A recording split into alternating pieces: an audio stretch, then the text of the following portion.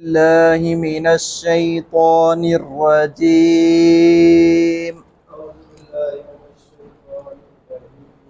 بسم الله الرحمن الرحيم. ادعوهم لآبائهم هو أقسط عند الله فإن لم تعلموا آباءهم فإخوانكم في الدين ومواليكم وليس عليكم جناح فيما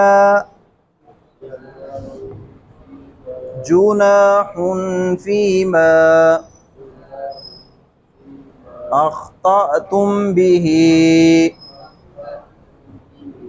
ولكن ما تعمدت قلوبكم وَكَانَ اللَّهُ غَفُورًا رَحِيمًا.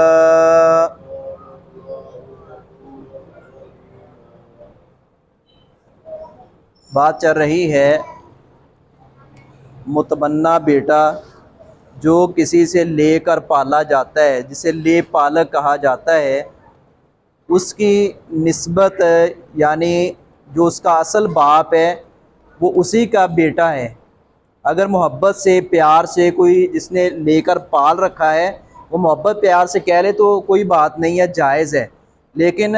مستقل طور پر نسبت اپنی طرف کر لینا، جیسے ہمارے ہاں کاغذوں میں بھی ایسے ہی لکھوا دیا جاتا ہے، یہ غلط ہے۔ اور رسول اللہ صلی اللہ علیہ وسلم نے جو عاقل بالغ ہے، جو سمجھدار ہے، اور اس کو پتہ چلے کہ اپنے آپ کو میں غلط منسوب کر رہا ہوں، میرا باپ تو اور ہے، میں اور کی طرف منسوب کر رہا ہوں۔ ایک روایت میں ہے آپ نے فرمایا اس پر جنت حرام ہے، ایک روایت میں آتا ہے کہ اس نے کفریہ عمل کیا ہے۔ لیکن جو بچہ ہے وہ تو مکلف نہیں ہے، لیکن کرنے والا جس نے لے کر پال رکھا ہے وہ مستقل طور پر اس کو حقیقی بیٹا بنائے ہوئے ہے۔ حقیقی بیٹے پر جو مسائل احکام لاگو ہوتے ہیں وہ اسی طرح سمجھتا ہے، اسی طرح کر رہا ہے، تو وہ غلط کر رہا ہے۔ وہ لے پالک تو ہو سکتا ہے لیکن حقیقی بیٹا اسی کا ہوگا جس نے اس کو جنا ہے۔ جیسا کہ رسول اللہ صلی اللہ علیہ وسلم نے حضرت زید بن حارثہ رضی اللہ تعالیٰ عنہ کو لے کر پالا تھا، کیونکہ پیارے نبی صلی اللہ علیہ وسلم کے تینوں بیٹے بچپن کی حالت میں وفات پا گئے تھے، تو نبی کریم صلی اللہ علیہ وسلم کے بارے میں یہ لوگ کہتے تھے زید بن حارثہ کی بجائے زید بن محمد، تو نبی کریم صلی اللہ علیہ وسلم پر اللہ رب العزت نے وحی کے ذریعے یہ اعلان فرما دیا کہ آپ خوب ان لوگوں کی تردید کریں، ان کی حوصلہ شکنی کریں اور اس رسم کو توڑیں جو لوگوں نے یہ رسم بنا رکھی ہے کہ لے پالک کو حقیقی بیٹا سمجھتے ہیں۔ تو پیارے نبی صلی اللہ علیہ وسلم نے اس رسم کو توڑا ہے اور پھر آپ نے واضح کیا ہے کہ اسے زید بن حارثہ ہی کہو، زید بن محمد نہ کہو۔ ادعوہم، تم بلاؤ ان کو، ان لے پالکوں کو جو لے کر تم نے پالا ہے نا، جو گھر میں بچہ رکھا ہے اس کو پکارو، لآبائہم، ان کے باپوں کی طرف، یعنی جو حقیقی اس کا باپ ہے۔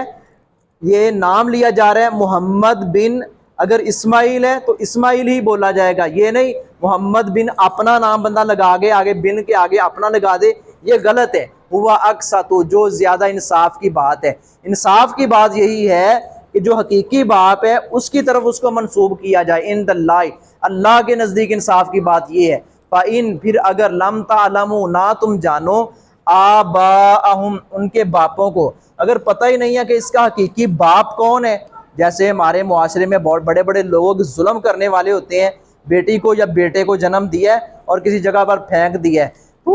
ایسے لاوارث لوگ، ان کے بارے میں اگر علم نہیں ہے، فَإِخْوَانُكُمْ، تو وہ تمہارے بھائی ہیں، پھر بھی وہ تمہارا حقیقی بیٹا نہیں ہے، وہ تمہارا دینی بھائی ہے، تم نے پالا ہے، تم اجر و ثواب کے مستحق تو ٹھہرو گے۔ پھر